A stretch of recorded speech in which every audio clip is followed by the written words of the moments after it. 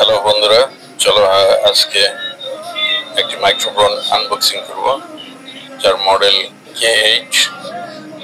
First time আমি কোনো microphone কিনলাম, তার প্রথম আনবক্সিং করব।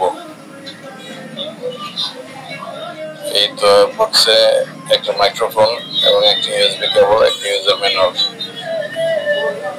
দেখা যাক ব্যবহার করার পর কেমন হয়। ধন্যবাদ সবাইকে, পাশে থাকবেন, ফলো দিয়ে পাশে থাকবেন, আমিও আপনাদের পাশে থাকবো। কমেন্ট করবেন সবাই, ধন্যবাদ।